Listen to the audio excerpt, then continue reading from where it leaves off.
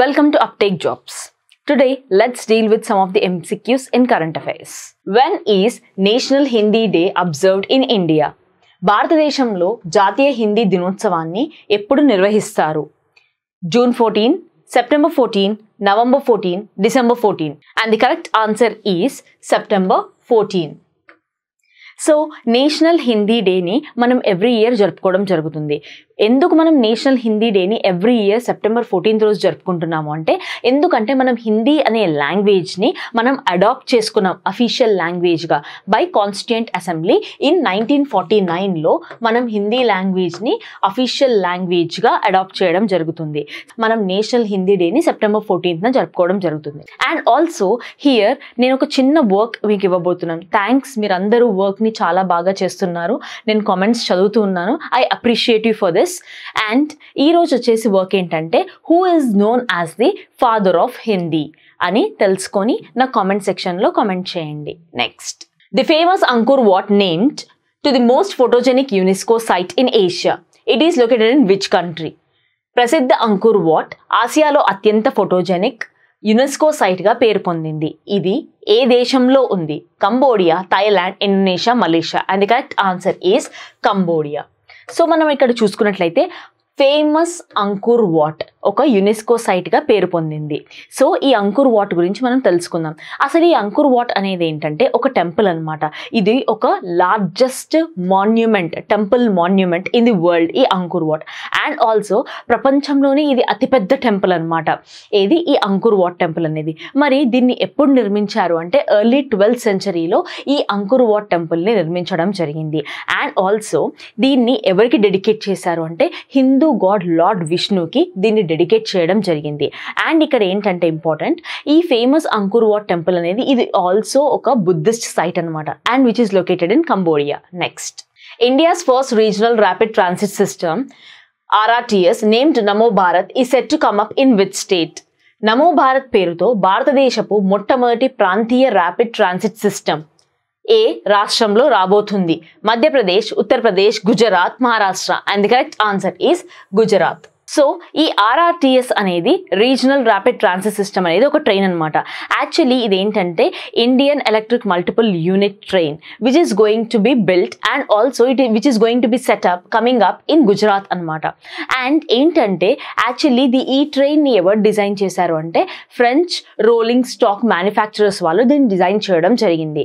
And ఎక్కడ design చేశారు అంటే, at engineering centre in Hyderabad, తెలంగాణలో ఇది డిజైన్ చేయడం జరిగింది. Not only in Hyderabad, Telangana, and also it is manufactured in Savli, గుజరాత్లో కూడా దీన్ని మ్యానుఫ్యాక్చరింగ్ చేయడం జరిగింది. హైదరాబాద్లో మ్యానుఫ్యాక్చరింగ్ చేశారు అండ్ ఆల్సో సావ్లీ, గుజరాత్లో కూడా మ్యానుఫ్యాక్చర్ చేయడం జరిగింది. రీసెంట్గా మనం చూసుకున్నట్లయితే మన ప్రధానమంత్రి గారు దీన్ని ఇనాగ్రేట్ చేశారనమాట. యాజ్ ఫస్ట్ వందే మెట్రో సర్వీసెస్ అని ఇనాగ్రేట్ చేయడం జరిగింది ఫ్రమ్ భుజ్ టు అహ్మదాబాద్ అనమాట. అండ్ మనం భుజ్ అనగానే మనకు ఒకటి గుర్తు రావాలి. అదేంటో తెలుసుకొని నా కామెంట్ సెక్షన్లో కామెంట్ చేయండి. Next, the first country in the world to prevent leprosy. ప్రపంచంలో కుష్టి వ్యాధిని పూర్తిగా నివారించిన మొదటి దేశం?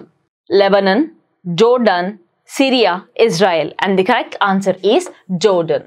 సో ఫస్ట్ కంట్రీగా విచ్ ప్రివెంట్ లెప్రసీ డిసీజ్ని, లెప్రసీ వ్యాధిని ప్రివెంట్ చేసిన ఫస్ట్ దేశంగా ఏది నిలిచిందంటే జోర్డాన్ నిలిచింది. అయితే WHO వరల్డ్ హెల్త్ ఆర్గనైజేషన్ వాళ్ళు ఈ జోర్డాన్ కంట్రీని కంగ్రాచులేట్ చేయడం జరిగింది. సో ఎందుకంటే వాళ్ళ ఎఫర్ట్స్ పెట్టి ఈ లెప్రసీని తరిమి కొట్టారు. సో దానికి వరల్డ్ హెల్త్ ఆర్గనైజేషన్ వాళ్ళు జోర్డాన్ కంట్రీని కంగ్రాచులేట్ చేశారు. అండ్ ఆల్సో ఇది ఒక సిగ్నిఫికెంట్ మైల్ స్టోన్గా నిలిచిందనమాట ఈ country as a new era in global public health efforts గురించి ఆలోచించి ఈ వ్యాధిని తరుము కొట్టే విషయంలో ఈ జోర్డాన్ మొదటి కంట్రీగా నిలిచింది. నేను ఇక్కడ ఒక చిన్న వర్క్ ఇవ్వబోతున్నాను మీకు. ఏంటంటే, ఈ లెప్రసీ అనే వ్యాధి ఏ ప్యాథోజన్ ద్వారా సోకుతుంది అనేది నాకు తెలుసుకొని కామెంట్ సెక్షన్లో కామెంట్ చేయండి. Next, which will be the first country to host Olympic esports games in 2025? 2025లో ఒలింపిక్ ఈ స్పోర్ట్స్ గేమ్లను నిర్వహించే మొదటి దేశం ఏది? Egypt, USA, Germany, Saudi Arabia. And the correct answer is Saudi Arabia. ఇక్కడ మనం చూసుకున్నట్లయితే ఇంటర్నేషనల్ ఒలింపిక్స్ కమిటీ మరియు నేషనల్ ఒలింపిక్స్ కమిటీ ఒక హిస్టారిక్ పార్ట్నర్షిప్లో ఉన్నారు. అండ్ ఆల్సో ఈ హిస్టారిక్ పార్ట్నర్షిప్ అనేది విల్ లాస్ట్ ఫర్ 12 years అనమాట. వీళ్ళు ఏమని డిసైడ్ అయ్యారంటే, next Olympic esports games ఏదైతే ఉందో అది ఎవరు హోస్ట్ చేస్తారో అంటే for the first time Saudi అరేబియాలో హోస్ట్ చేయడం జరుగుతుంది. First country to host Olympic esports games అని చెప్పడం జరిగింది. Next, which is the first state in the country to assign monetary value to its natural resources. దేశంలో సహజ వనరులకు ద్రవ్య విలువలను కేటాయించిన మొదటి రాష్ట్రం Uttarakhand, Maharashtra, Kerala, Karnataka. And the correct answer is Uttarakhand. ఇక్కడ ఏంటంటే సింపుల్గా నేను మీకు చెప్పాలి అంటే పంచభూతాలకి వెలకట్టడం అనమాట. On the lines of GDP, GDP అంటే మన అందరికీ తెలుసు గ్రాస్ డొమెస్టిక్ ప్రోడక్ట్ అని. On the lines of GDP they introduced a new concept called GEP అంటే గ్రాస్ ఎన్విరాన్మెంట్ ప్రాజెక్ట్. పంచభూతాలని వెలకట్టడం జరిగింది on the lines of GEP, gross environment product. ఎవరు వెలకట్టడం జరిగింది అంటే ఫస్ట్ రాష్ట్రం, that is Uttarakhand. Next, Cabinet recently approved PM Asha scheme. It is likely to support which of the following communities? PM ASHA పథకానికి cabinet ఇటీవల ఆమోదం తెలిపింది. ఇది ఈ క్రింది వాటిలో దేనికి సంబంధించింది? Potters, weavers, farmers, industrial workers. And the correct answer is farmers. So ఈ పిఎం ఆశా స్కీమ్ రీసెంట్గా క్యాబినెట్ లాంచ్ చేసింది. దీన్ని ఎప్పుడు లాంచ్ చేసింది అంటే 2018లో దీన్ని లాంచ్ చేయడం జరిగింది.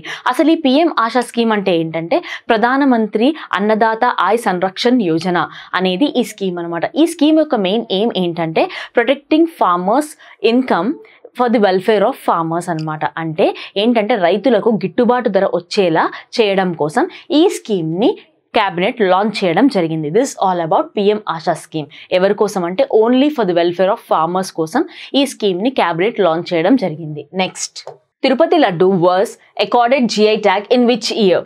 తిరుపతి లడ్డూకు జిఐ ట్యాగ్ ఏ సంవత్సరంలో లభించింది? 2009, 2011, 2013, 2014. And the correct answer is 2009. Tirupati లడ్డూకి జిఐ ట్యాగ్ 2009లో సెప్టెంబర్ 15వ తారీఖున ఇవ్వడం జరిగింది. యాక్చువల్లీ ఈ జిఐ ట్యాగ్ ఎందుకు ఇస్తారు అంటే ఎందుకంటే సేమ్ టేస్ట్ వచ్చేలాగా అండ్ ఆల్సో ఈ సేమ్ నేమ్ యూజ్ చేస్తూ ఇంకా ఎవరు దీన్ని తయారు చేయొద్దు అనే విధంగా ఈ జిఐ ట్యాగ్ అనేది ఇవ్వడం జరుగుతుంది. ఒకవేళ తయారు చేసినట్లయితే అది ఇల్లీగల్గా తీసుకోబడుతుంది.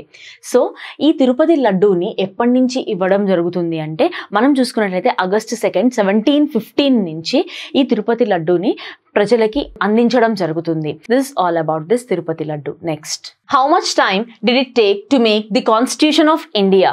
భారత రాజ్యాంగాన్ని రూపొందించడానికి ఎంత సమయం పట్టింది? 5 years 7 months and 15 days, 4 years 8 months and 10 days, 3 years 10 months and 28 days, 2 years 11 months and 18 days. And the correct answer is 2 years 11 months and 18 days పట్టింది మన కాన్స్టిట్యూషన్ తయారు చేయడానికి. మన కాన్స్టిట్యూషన్ అనగానే మనకు గుర్తు రావాల్సింది ఏంటంటే it's a lengthiest and return constitution అనమాట. అండ్ ఆల్సో నవంబర్ 26, 1949ని మనం డే ఆఫ్ కాన్స్టిట్యూషన్గా జరుపుకుంటాము. ఎందుకంటే మనం కాన్స్టిట్యూషన్ని అడాప్ట్ చేసుకున్న రోజు. అండ్ ఇక్కడ చూసుకున్నట్లయితే ఈ కాన్స్టిట్యూషన్ని రాసిన డాక్టర్ బిఆర్ అంబేద్కర్ గారు దాదాపు మన కాన్స్టిట్యూషన్ని ఎలా రాశారు అంటే దాదాపు 60 దేశాల కాన్స్టిట్యూషన్ చదివి మన కాన్స్టిట్యూషన్ని డ్రాఫ్ట్ చేయడం జరిగింది, అంటే రాయడం జరిగింది. సో అందుకే మనం దీన్ని లెంతియెస్ట్ అండ్ రిటర్న్ కాన్స్టిట్యూషన్ అంటాము. And who is the father of our constitution అంటే మన అందరికీ తెలుసు, అదేంటంటే డాక్టర్ బిఆర్ అంబేద్కర్ గారని. సో ఇది ఫ్యాక్చువల్ బిట్ ప్లస్ ఇది మన రెస్పాన్సిబిలిటీ కాన్స్టిట్యూషన్ పరంగా మనం తెలుసుకోవాల్సిన bit. Which country will host for 2025 quad summit? 2025 quad సమ్మిట్కు ఏ దేశం ఆతిథ్యం ఇస్తుంది? USA, Japan, India, Australia. And the correct answer is India. Quad అనగానే మనకు గుర్తు రావాల్సింది ఏంటంటే quadrilateral security dialogue. So and ఇంకొకటి ఏంటంటే రీసెంట్గా మనం చూసుకున్నట్లయితే లాస్ట్ ఇయర్ ఈ క్వాడ్ సమ్మిట్ 2024 అనేది యుఎస్ఏలో జరిగింది. సో రీసెంట్గా మనం చూసుకున్నట్లయితే యుఎస్ఏ అంటే వైట్ హౌస్ నుంచి ఒక అనౌన్స్మెంట్ వచ్చింది ఏంటంటే ఈ క్వాడ్ సమ్మిట్ 2025 అనేది ఇండియా హోస్ట్ చేస్తుంది అనేది ఒక అనౌన్స్మెంట్ ఇచ్చింది అనమాట. క్వాడ్ సమ్మిట్ అనేది ఎందుకు జరుపుతారు ప్రతి ఇయర్ అంటే ఇక్కడ to attract investments and infrastructure ప్రాజెక్ట్స్ని అట్రాక్ట్ చేసే విధంలో ఈ క్వాడ్ సమ్మిట్ అనేది జరుపుతారు. అండ్ ఆల్సో ఈ క్వాడ్లో ఎవరెవరు మెంబర్స్ అంటే Australia, India, Japan and USA ఈ 4 దేశాలు ఈ క్వాడ్లో మెంబర్స్ అనమాట. క్వాడ్ యొక్క మెయిన్ ఎయిమ్ ఏంటంటే to ensure stability and security in the regions of Indo Pak అనమాట. So this is all about this quad summit. Next ఎక్కడ జరగబోతుంది 2025లో ఈ సమ్మిట్ అంటే మన భారతదేశంలో జరగబోతుంది. నెక్స్ట్, ఈ వీడియో ఎండ్ చేసే ముందు నేను మీకు ఇచ్చిన వర్క్ అండ్ వాటి ఆన్సర్స్ చెప్తాను. ఫస్ట్ క్వశ్చన్ ఆన్సర్ ఏంటంటే who is the father of Hindi language అని అడిగాను. ఫాదర్ ఆఫ్ హిందీ లాంగ్వేజ్ ఎవరంటే Bharatendu Harishchandra. Second one is Bhuj అనగానే మనకి ఏం గుర్తొస్తుంది అని క్వశ్చన్ అడిగాను. భుజ్ అనగానే మనకి ఏం గుర్తొస్తుంది అంటే 2001లో జరిగిన అతిపెద్ద ఎర్త్ క్వేక్ అనమాట భుజ్ లో. థర్డ్ క్వశ్చన్ ఏమని అడిగాను అంటే లెప్రసీ వ్యాధి ఏ ప్యాథోజన్ ద్వారా వస్తుంది అని అడిగాను. And the correct answer is a pathogen ద్వారా వస్తుంది అంటే మైకోబాక్టీరియం లెప్రే ద్వారా ఈ వ్యాధి అనేది వస్తుంది. ఇది ఇవాల్టి కరెంట్ అఫైర్స్ అండ్ వాటి MCQs ఎక్స్ప్లెనేషన్. అండ్ మరిన్ని వివరాల కోసం అప్టేక్ జాబ్స్ ని సబ్స్క్రైబ్ చేయండి. Thank you.